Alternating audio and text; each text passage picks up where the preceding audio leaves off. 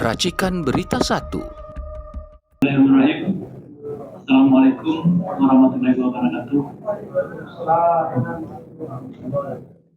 Di hari Jumat yang berkah ini, Bapak Ibu, kita pertama-tama mengucapkan puji syukur dari Allah SWT telah memberikan berkat bagi kita semua, sehingga kita bisa ketemu lagi di sini di rumah Komisi Yudisial Rumah Keadilan. Terima kasih Bang Ahmad kembali ke sini. Kami tidak akan bosannya menerima Bapak dan Ibu.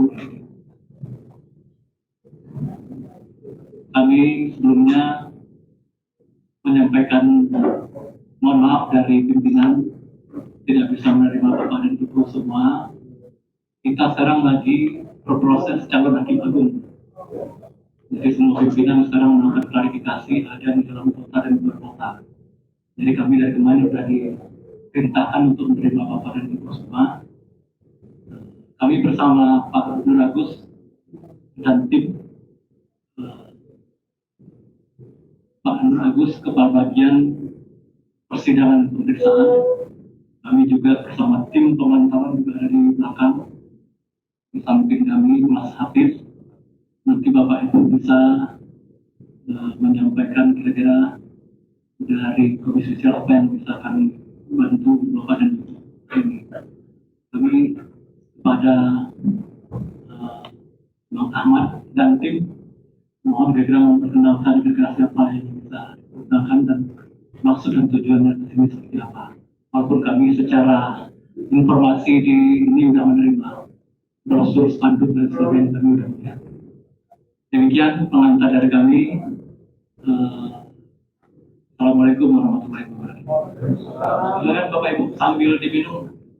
Ini hari libur Bang. Hari Jumat ini kan biasa, tapi kami karena Bapak dan Ibu, jadi kami minta teman-teman untuk menerima di sini. Demikian, terima kasih.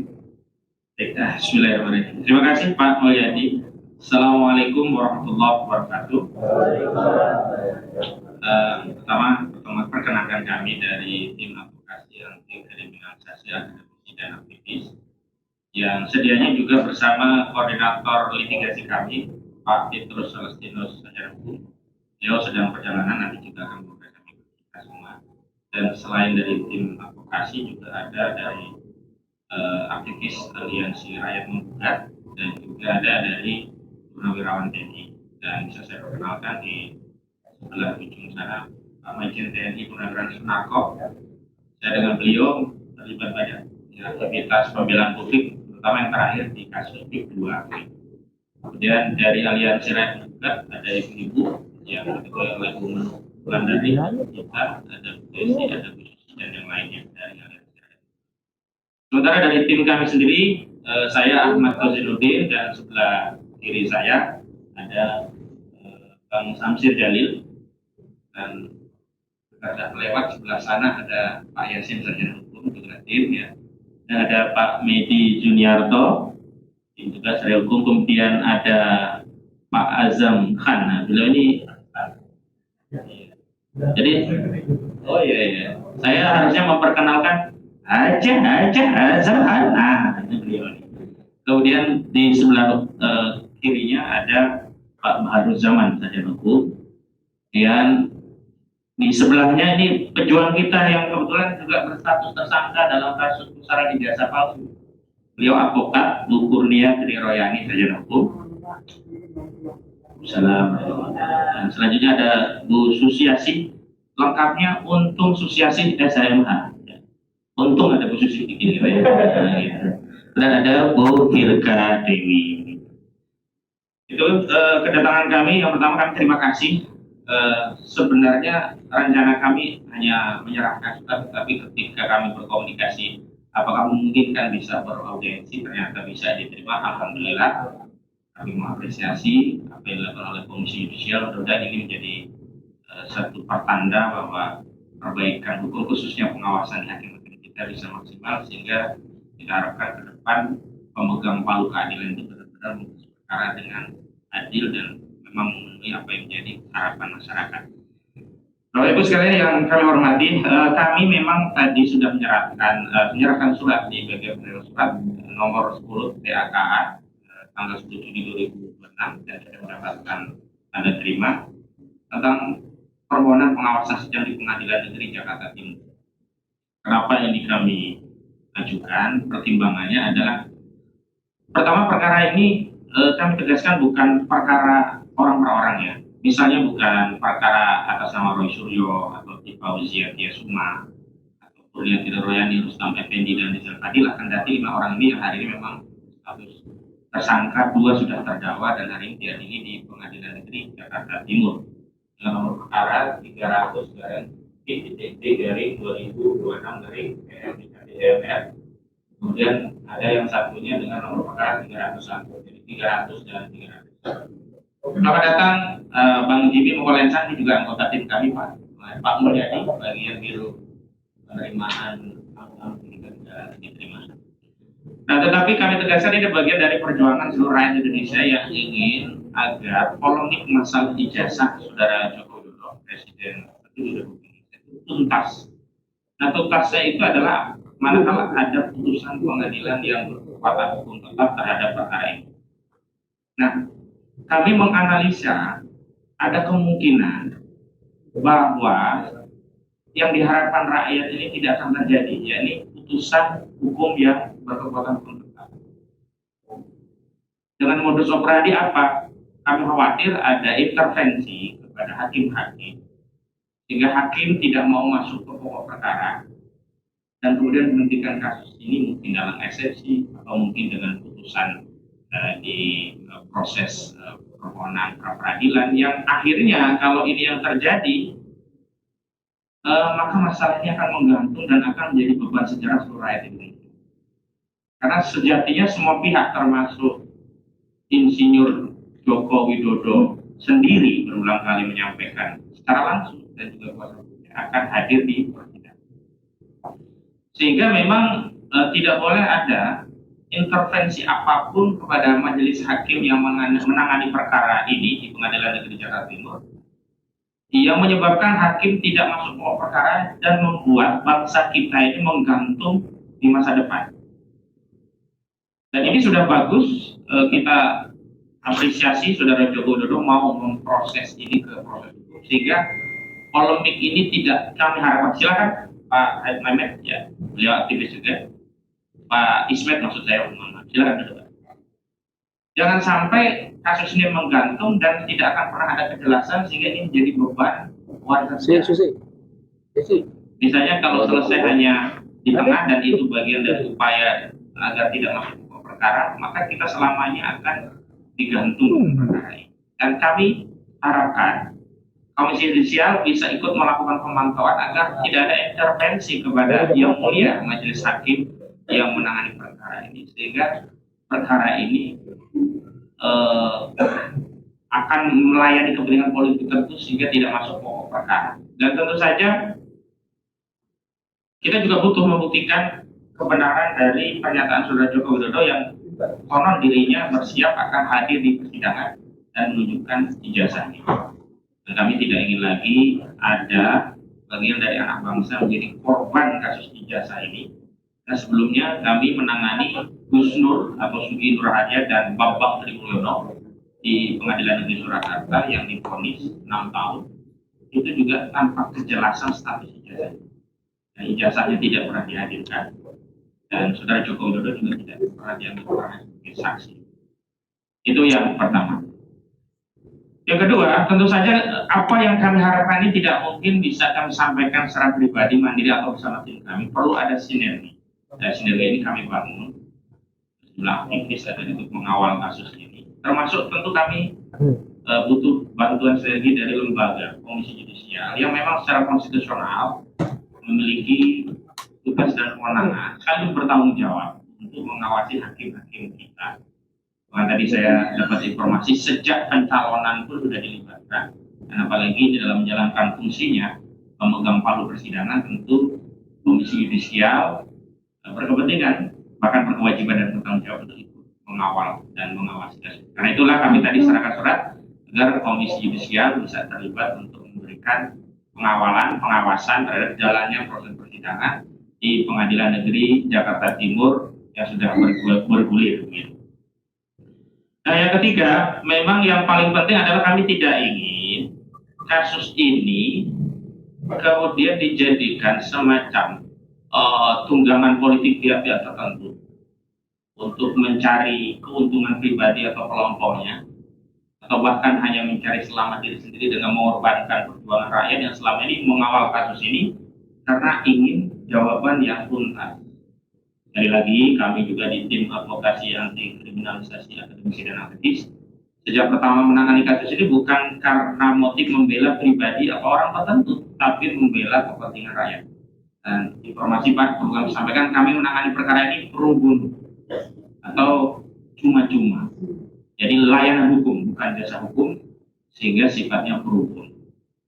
Hingga atas 3 pertimbangan itulah kami hadir, dan insya Allah ini Pak ada perwakilan kami yang lain yang juga bisa menyampaikan paparannya kenapa ikut mengawal kasus ini, dan Pak Sunarko juga sudah lama terlibat, sehingga di ujung perjalanan kasus ini kami tidak ingin tiba-tiba kami kehilangan objek perkara dan tiba-tiba seolah-olah perkara ini selesai begitu saja, padahal yang harus dipastikan itu adalah Saudara Joko Widodo hadir dan menunjukkan ijazahnya, dan jika ijazahnya itu memang ternyata sama dengan apa yang selama ini sudah beredar di media, yakni selembar dokumen dengan tulisan UGM dengan nama Joko Widodo yang di situ ada foto pria berkumis tipis dengan kacamata tebal, telinga lebar, bibir tebal, ya masyarakat secara nalar logika sederhana sudah meyakini itu bukan foto Joko Widodo, dan itu menjadi bukti atau setidaknya hari ini indikator yang kuat bahwa ijazah itu palsu. Bahkan Rustam Effendi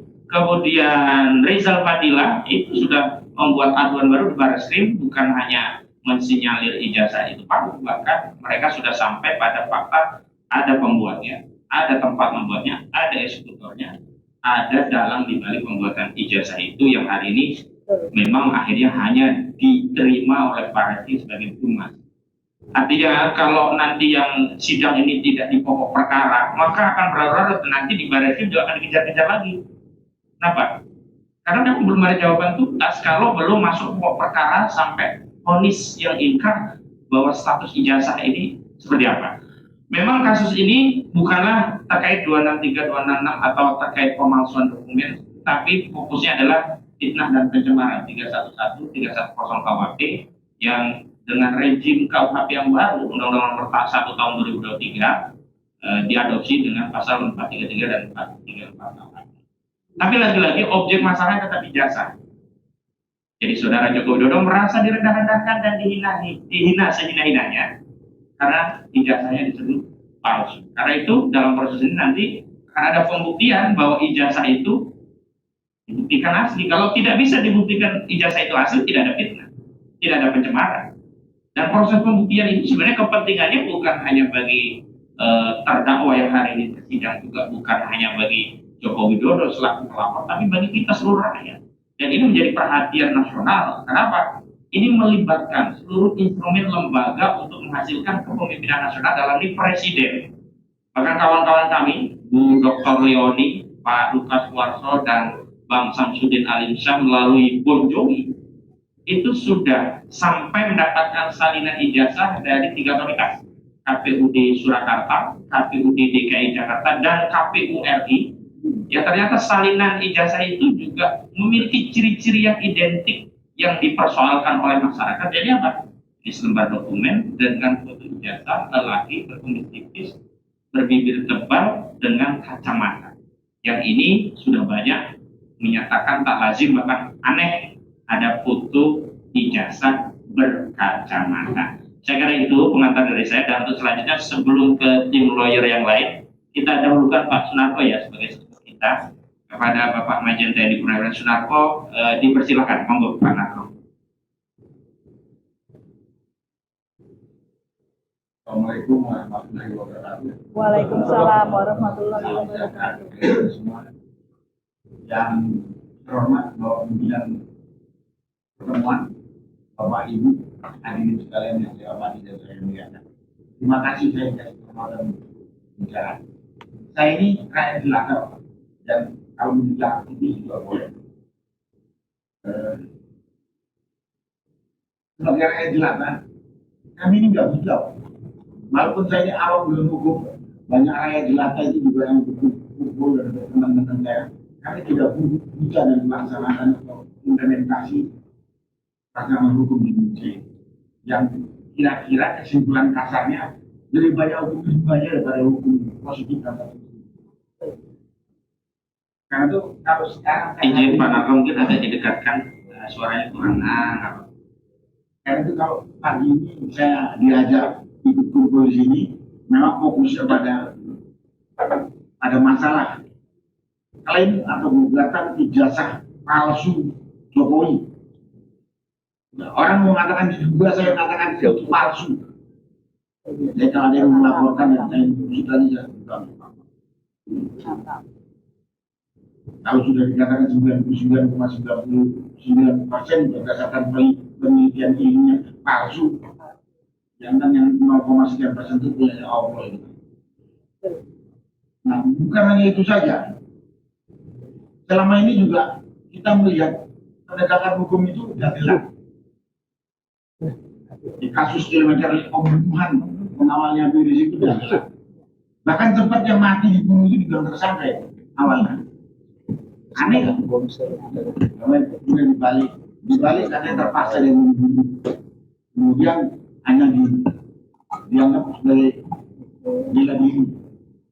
Kasus Sambo yang membunuh anak buahnya itu nggak ada gelar. Belum lagi kanjuruhan. Kemudian ada juga kebiadaban pemerintah ini yang tidak ditindaklanjuti secara hukum. Itu kematian hampir 1000-an orang juga sudah mati dan lain sebagainya. Terakhir kan masuk kasus ini. Saya dan teman-teman, ya saya lebih dari saya bisa menjawab. Perkirakan kalau ini dibiarkan, negeri ini jadi barbar dan mungkin pecah belah ke belakang. Saya rasa kalau negeri ini pecah, saya dosa sama bapak ibu saya atau nenek saya yang memimpin negeri ini atau family pada negeri ini dan berdosa kepada generasi berikutnya notabene anak kita itu di Indonesia yang katanya negara yang berdasarkan Pancasila cuma omongan doang. Di negara komunis hukum lebih tertib daripada negara beragama. Tapi yang jelas kami rakyat sudah melihat bahwa pelaksanaan hukum ini selama ini yang berjalan, terutama di era 12 tahun ini, era Jokowi dan era Prabowo ini, hukum hanya buat alat oleh pemerintah untuk menekan rakyat. Banyak sekali. Dan kami mengkhawatirkan kalau ini kita diam saja, ya rakyat yang akan membuat hukum sendiri di jalanan. Rakyat akan membuat hukum sendiri di jalanan dan itu banyak. Dan itu banyak negara yang lalu terjadi. Dan biasanya dampaknya itu luar biasa, dampak pembunuhan atau kehancuran. Kita lihat aja revolusi Bolshevik di Rusia, berapa juta yang mati. Revolusi komunisnya itu dengan pemerintahnya yang korup dan sebenarnya dan lain-lain. Belum lagi yang terakhir ini di beberapa negara yang terjadi. Karena itu kalau di sini saya ikut dalam tim aktivis, ikut mendukung tim hukum yang menangani masalah ini. Kita minta ini bisa menghentikan pelaksanaan penegakan hukum yang amburadul yang ada baru yang selama ini berjalan. Itu satu. Kalau ini bisa tegak jalan, kita berharap ini bisa menghentikan pelaksanaan hukum atau hukum amburadul yang sesuka-sukanya pemerintah atau penegak hukum. Saya kadang sesuka-sukanya. Dan kemudian kita juga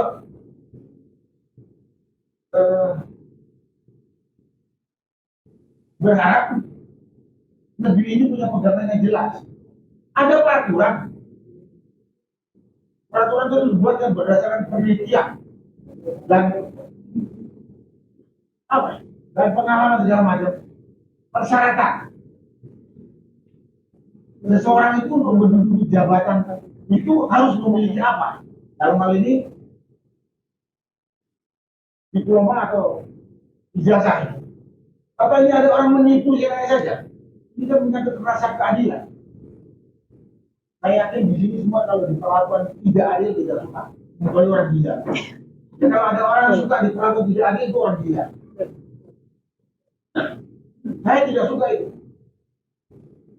Dan banyak warga negara lain, mungkin saudara-saudara kita yang menuntut ilmu dengan serius untuk mendapatkan kehidupan, untuk mendapatkan jabatan dengan benar.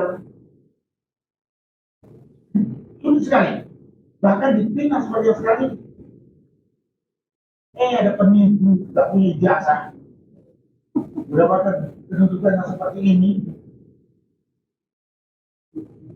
dan menikmati fasilitas negara, fasilitas dari uang kita,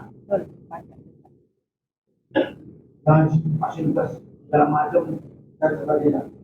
Ini kan ketidakadilan dan mencolok mata. Jadi singkatnya saja, rakyat itu membutuhkan keadilan yang ditegakkan dengan benar oleh pemerintah. Pemerintah punya tangan, punya instansi penegak hukum, mau polisi, mau kejaksaan, mau kehakiman, sekarang sampai punya komisi judisial ini. Itu yang kita butuhkan. Kalau urusan kita kurang makan sebetulnya tidak ada masalah. Kita sudah biasa, kalau tadi saya kurang makan juga mau. Tapi kalau ada keadilan yang diinjak-injak, kemudian pemerintah melalui tangan-tangan yang bertanggung jawab dia saja, bahkan ikut menghancurkan keadilan itu. Saya kalau rakyat mau merebutnya, saya disebutnya apapun. Dalam hal ini yang mungkin regulasi rakyat untuk menggunakan keadilan. Walaupun itu tidak diinginkan, tapi kalau memang harapannya ya dengan omong-omong ini betul-betul aparat itu menegakkan keadilan hukum yang tadi sudah disampaikan oleh Mas. Jadi tujuannya rakyat membutuhkan keadilan yang telah ditetapkan berdasarkan undang-undang dan sebagainya, bukan omong doang. Terima kasih. Assalamualaikum warahmatullahi wabarakatuh. Terima kasih Pak Sunarto dan rekan-rekan yang lain. Karena setelah kita menyampaikan, kita juga menerima pandangan dari ya tentang apa yang kita laporkan atau permintaan aspirasi kita ini. Dan kita juga melihat. Baik, untuk selanjutnya kepada Pak Samsir Jalil, Sarjana Hukum, Majelis Hukum, untuk bisa menyampaikan pandangannya.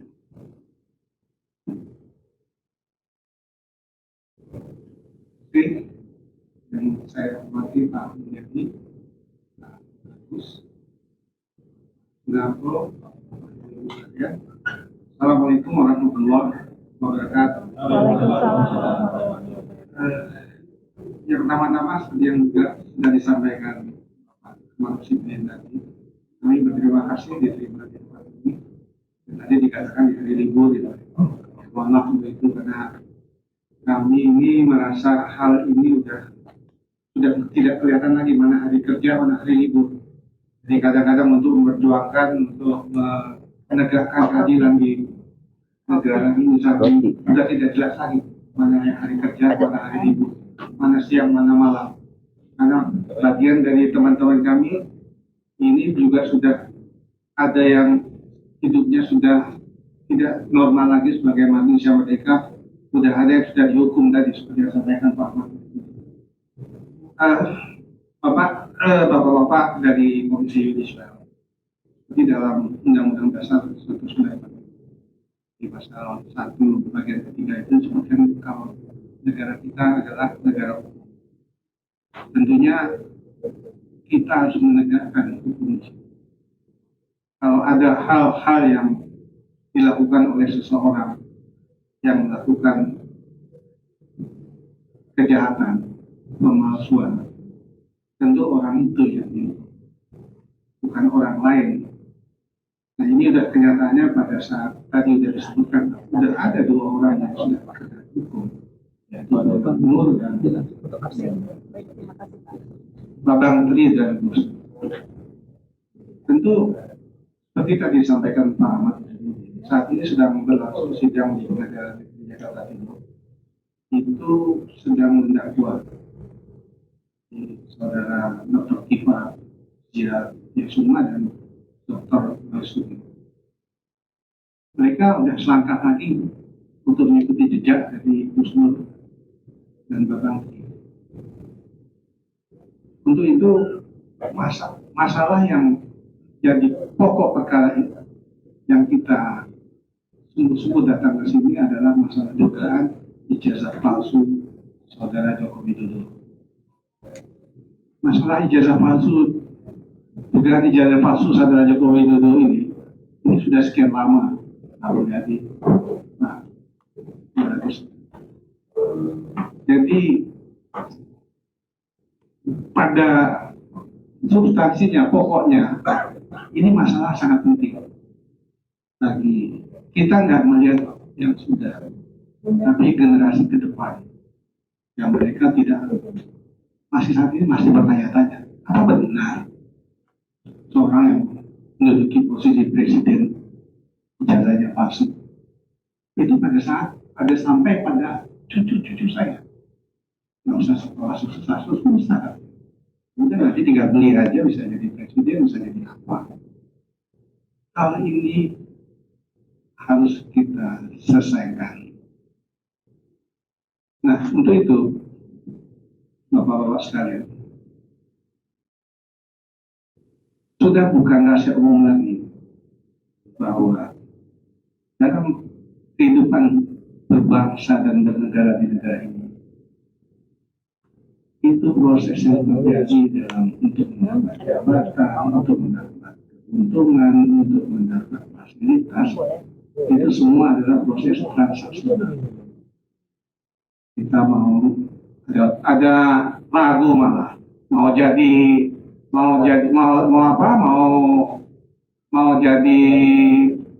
pegawai harus pakai uang, semuanya pakai uang. Jadi itu bukan rahasia. Malah seorang Profesor Mahfud MD yang menyampaikan hampir semua kegiatan yang urusannya dengan negara itu transaksi. Jadi untuk itu, karena saya dibatasi waktu juga sama Pak karena Jumat juga saya yang bisikin tadi. Kalau proses untuk persidangan di Jakarta Timur, Bapak Komisi Judisial yang mengawasi kinerja daripada para sebenarnya saya mestinya sudah percayakan, tapi sedikit saya spill aja. Kami ini Pak, di pengacara ini, di proses pengacaraan ini pun kami sudah mulai disikir-sikirkan. Karena memang ya kami ini mungkin di mata mereka adalah orang-orang yang sangat memberatkan mereka untuk meloloskan keinginan mereka. Kami sudah baca itu, tapi tentunya tidak bisa saya sebutkan. Untuk itu, kegiatan usaha dari Bapak-Bapak Komisi Judisial, kalau biasa saja, saya pikir tidak akan dapat mengalahkan mereka. Ini harus usaha yang luar biasa, karena memang proses hukum yang sedang terjadi sekarang adalah proses di pengadilan negeri Jakarta Timur. Itu pun banyak hal-hal yang memang menjadi perbincangan di masyarakat. Kenapa bisa begini? Dalam satu pokok aja Pak, dalam proses pengadilan. Kalau misalnya patentnya diterima, perkaranya selesai. Yang pokok adalah seperti tadi sampaikan Pak Hasan, kita harus dapat menyelesaikan masalah dan Pak Sudarmo juga tadi, agar sudah cukup kita menghentikan orang-orang yang sudah menderita perkara bukan ijazah palsu. Tapi tentunya seperti juga saudara Joko Widodo yang kemana-mana bilang saya akan hadir di pengadilan nanti, arah untuk tidak hadirnya itu pun sudah kelihatan. Jadi 2 kali saya peran serta dari Komisi Judisial untuk mengawasi para hakim ini dalam proses untuk membuka perkara ijazah palsu ini harus luar biasa. Dan tentunya kami juga himbau kepada masyarakat kita kawal sama-sama agar betul-betul yang namanya proses penegakan hukum untuk pencapaian kepastian hukum, keadilan, dan kemanfaatan bagi masyarakat kita Indonesia. Sekian saya, terima kasih. Assalamualaikum warahmatullahi wabarakatuh. Waalaikumsalam warahmatullahi wabarakatuh. Terima kasih Pak Samsul Jalil, salah satu tim kuasa hukum dari tim advokasi. Kita bergantian dari aktivis. Kami persilakan Bu Menu Wulandari dari Aliansi Rakyat Membuka.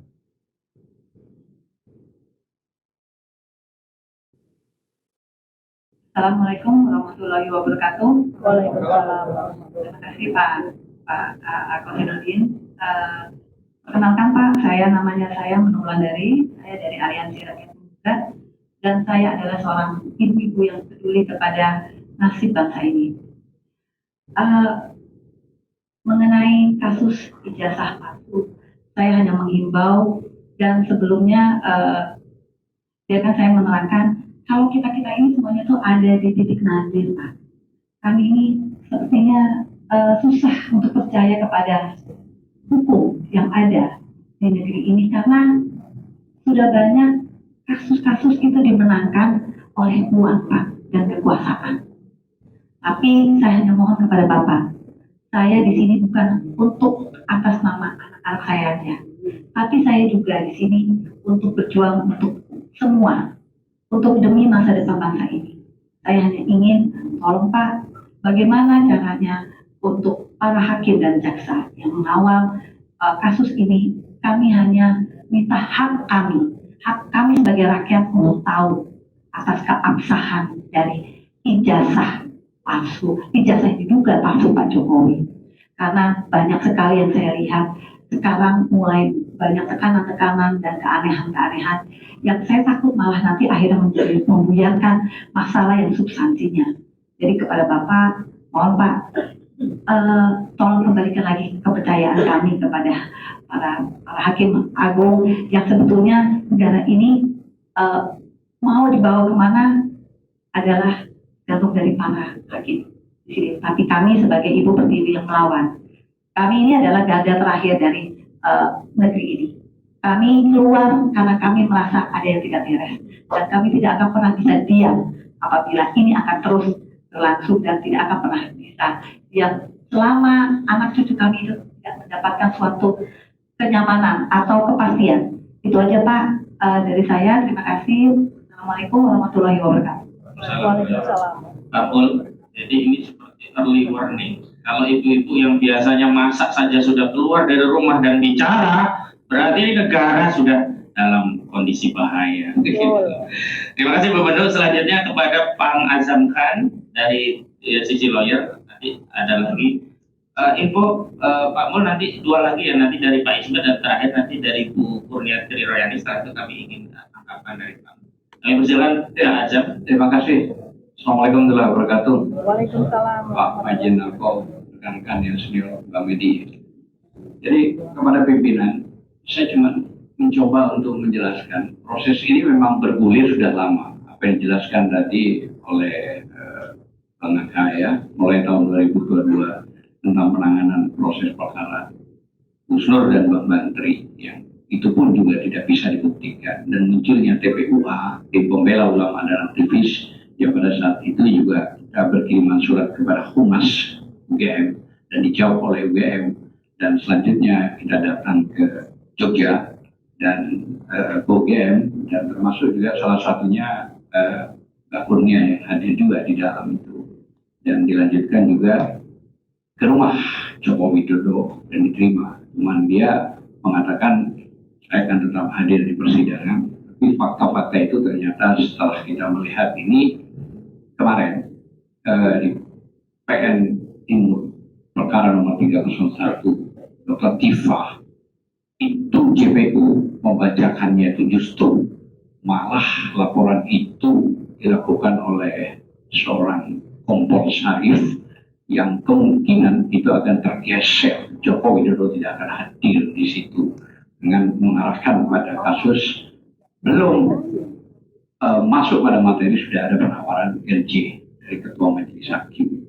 Ya, itu boleh sah-sah saja dan akhirnya dilakukan sebuah perlawanan, lanjut aja itu. Namun memang berangkat dari sini pimpinan Komisi Yudisial, kalau kita mengacu pada runtun aturan-aturan yang ada, kita lihat putusan MK aja 105, hak konstitusional untuk mendapatkan informasi publik dikuatkan dengan Undang-Undang 14 tahun 2008 pasal 18 ayat 2. Rakyat berhak memperoleh informasi publik secara luas terhadap pejabat negara, mulai dari bupati sampai presiden dan wakil presiden yang nggak jelas ini, gitu ya. Nah, artinya apa? Wakil presiden yang nggak jelas saya katakan masih melanggar PKPU Undang-Undang 17 itu pemilu, belum 40 tahun dia masih duduk dipaksakan dengan segala cara. Dan akhirnya juga MK mendapat ya putusan kode etik yang parah sekali, tapi tidak dilanjutkan prosesnya.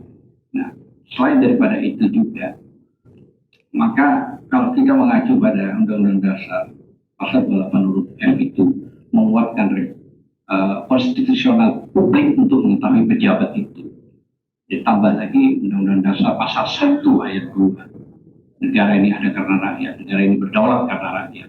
Ya, dikuatkan dengan ayat 3 yang tadi dijelaskan oleh Mas Samsul, bahwa hukum itu sebagai panglima, semua ini dibubarkan oleh satu orang keluarga dari Solo ini. Artinya apa? Satu lembar ijazah ini membuat gaduh yang luar biasa. Ya, semua institusi diadu domba, rakyat diadu domba. Semua bahkan mantan-mantan TNI pun terlibat di dalamnya untuk mengetahui. Tapi ini tidak peduli gitu ya. Yang menjadi bahaya nanti bahwa proses sidang ini ternyata tidak hadir dari aduan khusus, yaitu yang melaporkan. Tadi sempat disinggung juga oleh Bang Ahmad Kusnudin. Ya memang poinnya pasal 310, 311 yang sekarang yang baru KUHP yang baru ini 1/2023, 433 dan 434. Tapi tidak dikembangkan pada proses perkara, yaitu ITE pasal 32, 35 yang sengaja ingin menjerat. Namun selain daripada itu, ada satu hal yang kami lihat dengan perjalanan dari kelompok kita yang cukup jelas, jujur, berani, tegas. Prabowo juga tanpa ada bayaran dan melayani bukan jasa ini kita. Tapi ternyata ada penyusup-penyusup yang sengaja ingin memecah belah kelompok-kelompok advokat ini. Dan di sini maksud saya peran KY dalam hal bukan cuma urusan masalah hakim, tapi hal-hal lain juga yang perlu juga disampaikan.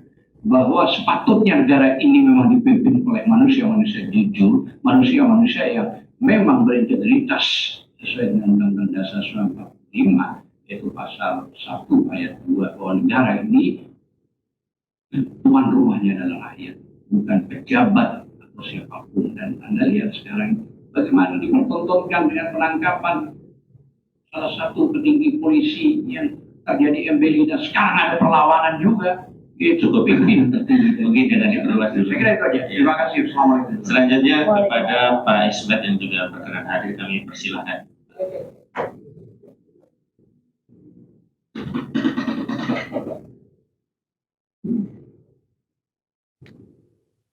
Dipencet dulu Pak Isbat.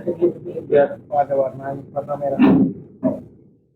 Bismillahirrahmanirrahim. Assalamualaikum warahmatullahi wabarakatuh. Waalaikumsalam. Alhamdulillah, wassalatu wassalamu ala rasulillah wa ala alihi wa sahbihi. Saya hormatin Ustadz Khuzainuddin dan Bapak Pimpinan Komisi Yudisial dan rekan-rekan semua. Saya pikir ini jadi hal yang menjadi catatan besar dalam sejarah Indonesia. Yang pertama, bahwa kasus ijazah keabsahan ijazah Jokowi ini sebagai mantan presiden Indonesia bisa dibilang sebagai tragedi nasional. Disebut seperti ini karena yang dipersoalkan adalah seorang mantan presiden. Yang kedua, objek masalahnya adalah sebuah ijazah yang menjadi dokumen penting dalam dunia pendidikan. Dan ini sebenarnya kan soal ijazah ini soal yang sangat sederhana gitu. Tetapi kenapa pada kasus ini Jokowi membuat ini menjadi berlarut-larut? Itu sangat sederhana itu, tinggal tunjukkan ijazahnya kalau memang itu ada. Sehingga tidak menjadikan anak bangsa ini bersiteru yang membuat energi yang harusnya bangsa ini semakin diperbaiki, semakin maju, tapi justru akhirnya menjadikan bangsa ini pada sebuah titik nadir ya, yang sangat menyedihkan. Jadi saya pikir ini harus dituntaskan oleh seluruh komponen bangsa ini bahwa betul tidak Jokowi memiliki ijazah tersebut. Dia memiliki ijazah asli saja dengan melakukan tindakan yang seperti ini, itu adalah sebuah kejahatan sebetulnya, ya, menjadikan anak bangsa bisa terbelah seperti ini. Ya, dan ini menjadi contoh yang sangat buruk di dunia Indonesia maupun dunia internasional, dan menjadi ejek-ejekan di dunia internasional. Ini yang tidak kami inginkan, bahwa bangsa besar ini menjadi bangsa yang sesungguhnya religius, kok diperlakukan seperti oleh satu orang yang seharusnya bisa menjadi contoh yang baik. Demikian, terima kasih. Terima kasih Pak Iswad, dan terakhir Bu Kurnia Triroyani, silakan Bu. Bismillahirrahmanirrahim. Assalamualaikum warahmatullahi wabarakatuh, Bapak-bapak komisioner dari Komisi Yudisial dan rekan-rekan sekalian, ketua kami Taka yaitu Ustaz Ahmad Masudin, dan rekan-rekan sekalian, juga tak lupa kepada ayahanda kami Bapak Jenderal Sunarko yang setia selalu mendampingi, dan emak-emak sekalian yang memang merupakan garda terdepan pada hari dalam perjuangan. Bapak komisioner yang saya hormati, perkenalkan saya Kurnia Triroyani, satu dari 3 TPUA yang tersisa, ada di klaster 1 sebagai tersangka daripada laporan saudara Joko Widodo terhadap pencemaran nama baik, fitnah dan lain sebagainya, yang ada di klaster 1. Klaster 2 hari ini sedang menuju ke peradilan, di mana yang pasti saat ini sedang berlaga itu adalah Ibu Fauzia Tiasuma di bawah perkara nomor 300 PIB 2026 PNJKT PST. Sedangkan untuk saudara Roy Suryo, di mana perkaranya adalah 301, itu belum disidangkan dikarenakan beliau masih berjibaku di Prapit, dan ini konon kabarnya Prapit yang kedua. Bapak sekalian, kami datang kemari tentu saja bukan tanpa maksud. Sebagai orang yang langsung merasakan efek daripada status tersangka ini, saya ingin mengatakan bahwa pada hari ini mungkin tidak ada tempat yang paling tepat, salah satunya adalah mendatangi Komisi Yudisial. Dan kebetulan kami mendapatkan anugerah ya, bahwa ketua Komisi Yudisial ini tidak lain adalah pejuang kami juga di masa lalu bersama-sama dengan kami. Mudah-mudahan ini menjadi jalan paling kuat serta makin tegas untuk bisa menegakkan kebenaran keadilan melalui pengawasan hakim, melalui pengawasan Komisi Yudisial terhadap perilaku, marwah, dan tentu saja martabat hakim. Kami mengatakan hal ini, mengapa? Karena ada adagium yang sangat terkenal, quis custodiet ipsos custodes, yang artinya siapa yang mengawasi para pengawas. Hakim ini adalah pengawas moral, tapi mereka juga manusia, walaupun kita telah memberikan pangkat kepadanya sebagai wakil Tuhan di muka bumi. Fakta membuktikan banyak hal-hal terjadi penyelewengan dan ketidakadilan yang akhirnya tidak mencapai daripada tujuan keadilan itu sendiri, yaitu keadilan berdasarkan ketuhanan yang Maha Esa. Kami ingin mengatakan bahwa ini perlu sekali diawasi, karena setelah seseorang berani mentersangkakan seseorang, maka sudah sewajibnya orang tersebut memperjuangkan keadilan itu dengan sebenar-benarnya. Nah, oleh karena itu kami sebagai orang yang paham hukum, kebetulan saya juga pengacara, saya ingin mengatakan bahwa, dan kawan-kawan saya yang lain adalah pelapor, dan ini harusnya dilindungi oleh Undang-Undang PSK, yaitu Undang-Undang pasal 10 ayat 1 dan 2 itu, dan ternyata tetap gelabrak juga. Sedangkan saya sebagai pengacara dilindungi Undang-Undang Advokat, Undang-Undang nomor 18 tahun 2003, ini mengharapkan adanya semacam benar-benar pengawasan melekat dari Komisi Yudisial. Ini setara dengan memo judek in causa sua, yang artinya tidak seorang pun dapat menjadi hakim dalam perkaranya sendiri. Artinya bukan berarti kami tidak percaya, tetapi curiga boleh dong Pak. Ya kan, karena berdasarkan fakta yang ada, hakim-hakim kita masih tetap dan akan terus diawasi oleh Komisi Yudisial. Terakhir kami menyampaikan bahwa kekuasaan itu harus mengikuti keadilan dan bukan mendahulunya Pak. Faktanya negara ini kita memang berpancasila, tetapi semua adab-adab etika timur itu sudah banyak yang tidak lagi dilaksanakan dengan sebaik-baiknya. Ini yang saya harapkan sebagai seorang tersangka, karena ada indikasi bahwa keadilan itu takut tidak akan mencapai tujuannya. Kalau di hari-hari yang lalu mungkin boleh dikatakan Komisi Yudisial tidak terlalu rajin atau mungkin ada di situ, maka hari ini dengan kedatangan kami memohon dengan sangat, seperti yang saya katakan tadi, kebetulan ketuanya adalah berjuang, maka kami sangat berharap bahwa Komisi Yudisial pada hari ini akan bersungguh-sungguh untuk mengawasi, karena perkara ini bukan saja mendapatkan perhatian daripada publik yang luas, nasional maupun internasional, tapi merupakan kepentingan seluruh bangsa Indonesia. Demikian, Assalamualaikum warahmatullahi wabarakatuh. Waalaikumsalam warahmatullahi wabarakatuh. Terakhir dari kami sebagai penegasan, jadi kenapa sih butuh sekali dalam konteks etika moral hakim yang dapat label yang mulia ini perlu diawasi? Dasar pemikirannya sederhana. Hakim yang tertinggi di Republik ini adalah hakim yang menghakimi perkara konstitusi. Hakim yang menghakimi, mengadili perkara konstitusi adalah hakim di Mahkamah Konstitusi. Dan telah diketahui oleh publik, terbukti secara sah dan meyakinkan 9 hakim saja di Mahkamah Konstitusi melanggar etik untuk mengeluarkan putusan 90 yang menyebabkan Gibran Rakabuming Raka bisa lolos ikut Pilpres 2024 yang lalu. Apalagi hanya 3 pengadilan, bahkan di tingkat pengadilan negeri Jakarta Timur.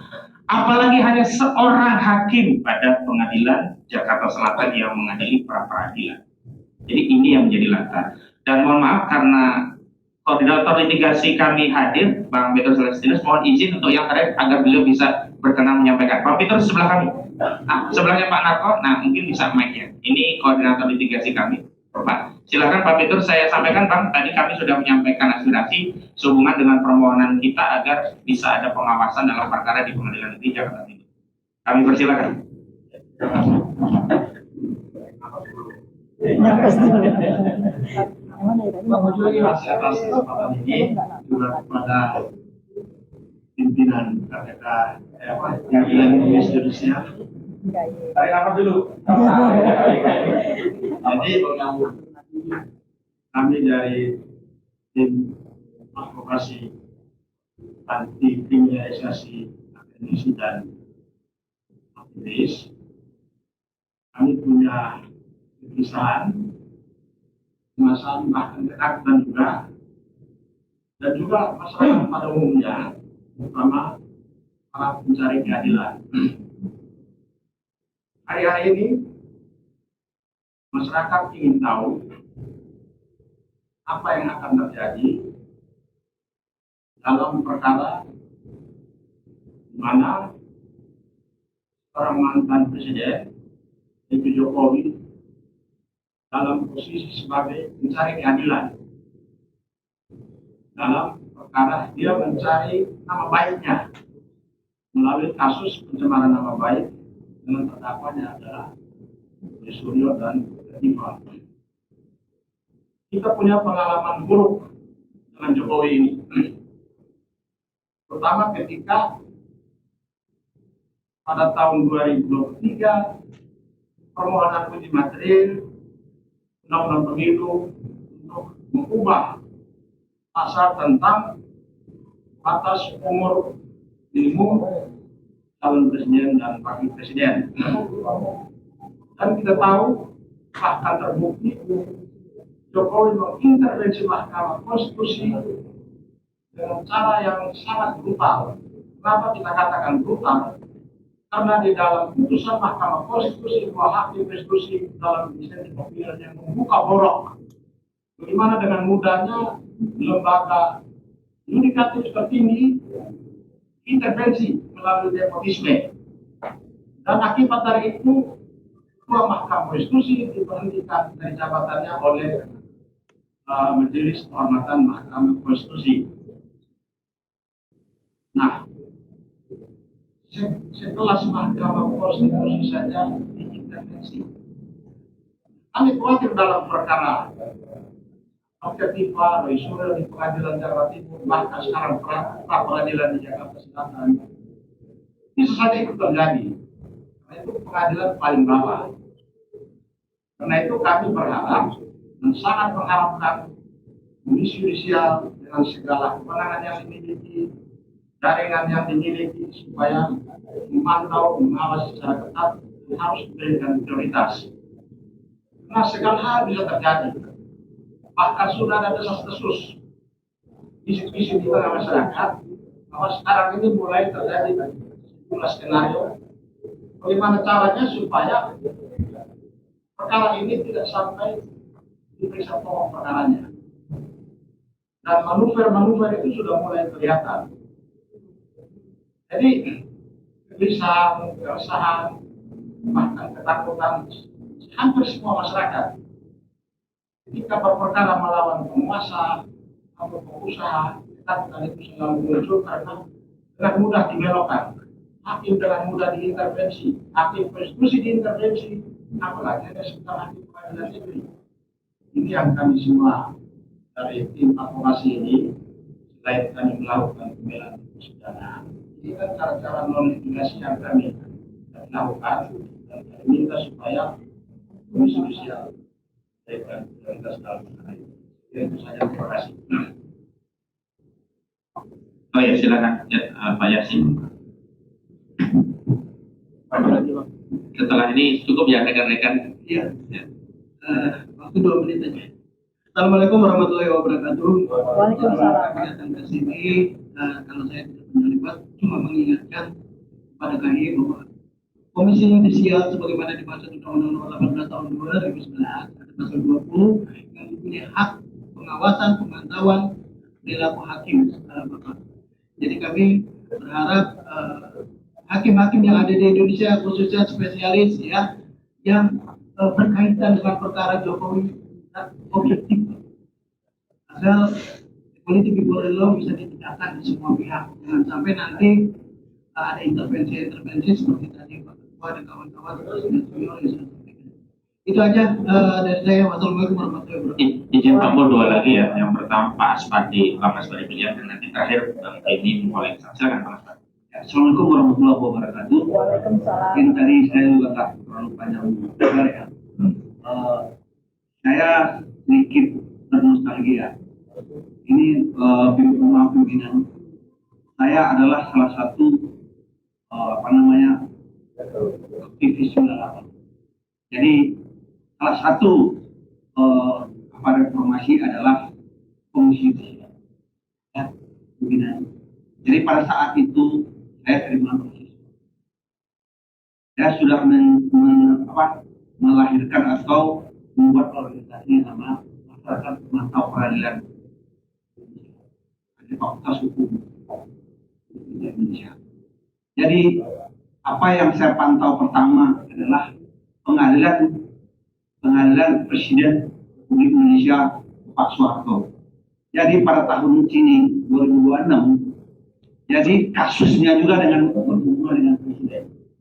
Jadi saya tidak tahu, ini mohon kepada pimpinan KAI bahwa apa sih nanti langkah-langkah yang akan dilakukan seperti contoh pengawasan.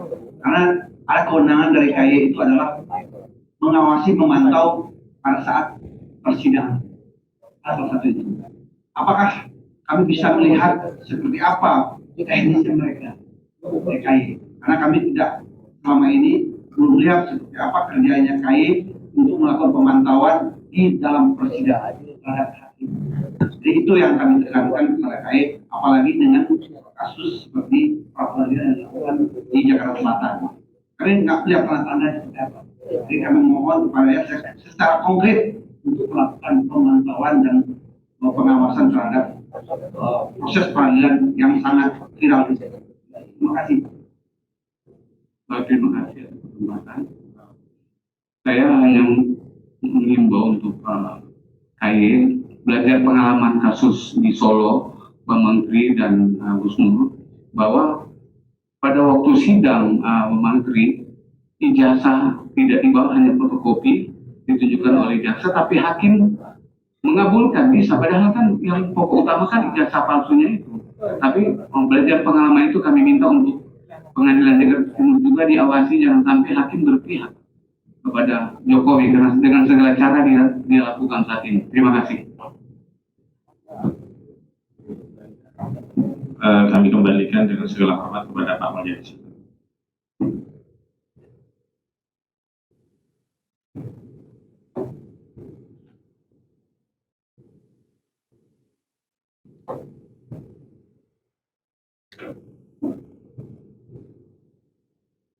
urusan pimpinan kami telepon, beliau dari Mahkamah Agung klarifikasi dan menuju ke sini.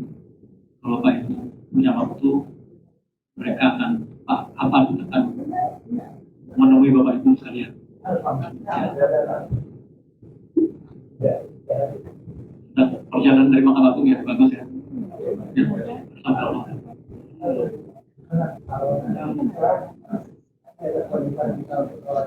Ya. Baik, mari kita mengucapkan puji syukur dari Allah SWT. Alhamdulillah. Kami dari Komisi Judisial, saya Kepala Biro Pengawasan Pelaku Hakim, belum menjadi komisioner.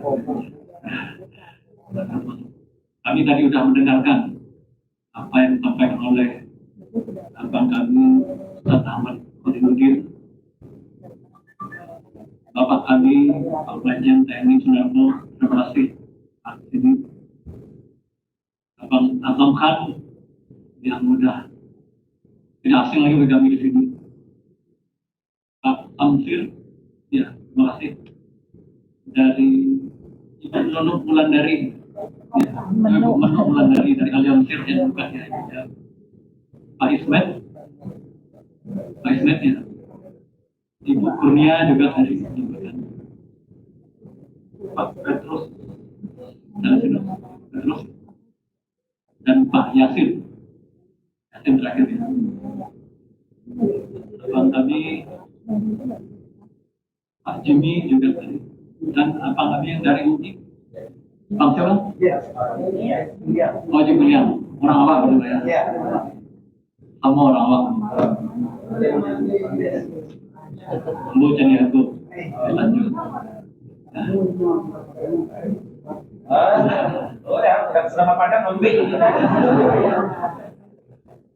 Jadi apa yang Bapak Ibu sampaikan semua tadi, Bapak dan Ibu juga dari tim advokasi kriminalisasi akademisi aktivis ya, TAAKA. Memang tadi Abang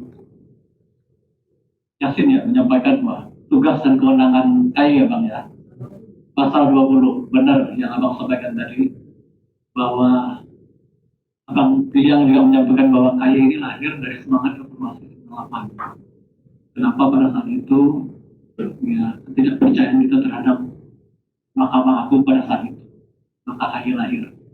KAI lahir bersama dengan Mahkamah Konstitusi, KPK pada saat itu, dan KAI. Itu adalah 3 lembaga yang dilahirkan lagi kepada reformasi. Jadi terima kasih kami mengucapkan kepercayaan Bapak dan Ibu kepada Komisi Judisial dan datang ke sini. Kami tidak bosan-bosan menerima siapapun yang akan datang ke kami untuk melaporkan terkait dengan dugaan pelanggaran kode etik hakim. Jadi kewenangan kami di sini adalah dugaan pelanggaran kode etik yang dilakukan hakim. Kalau terkait substansi, Bapak Ibu lawyer udah paham.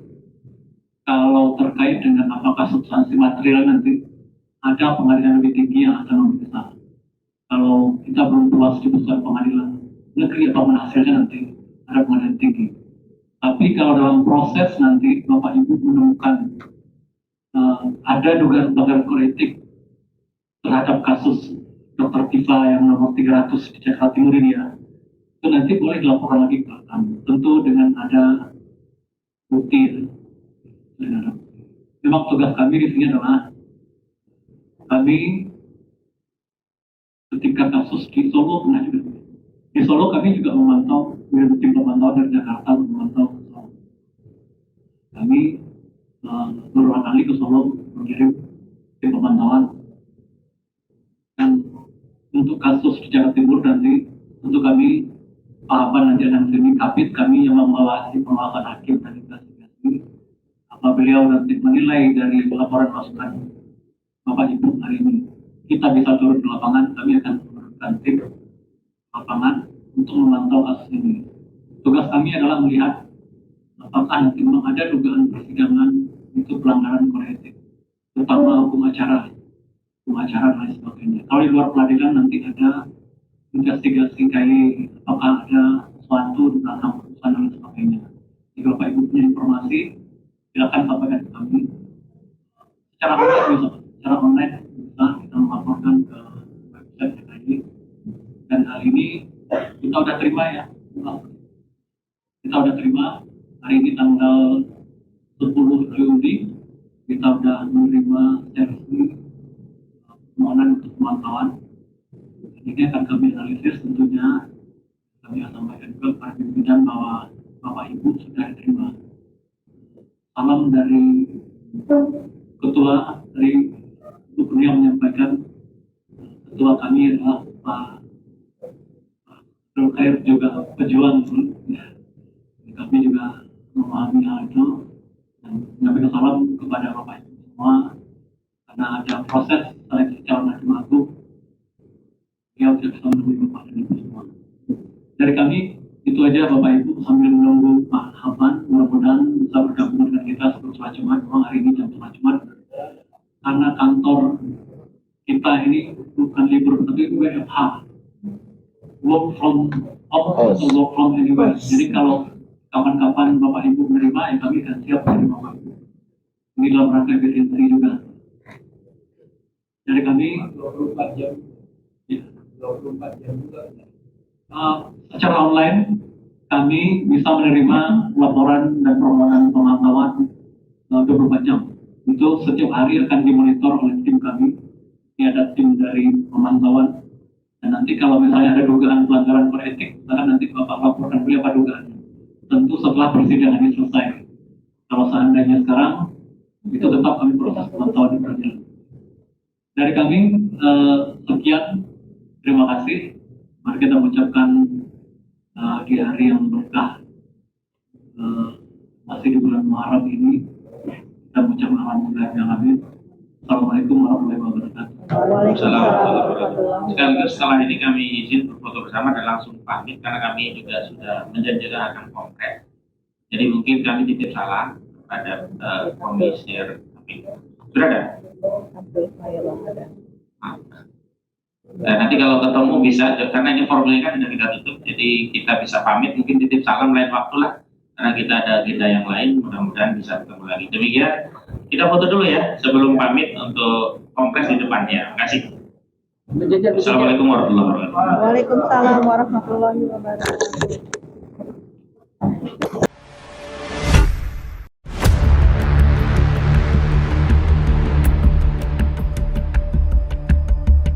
Racikan Berita 1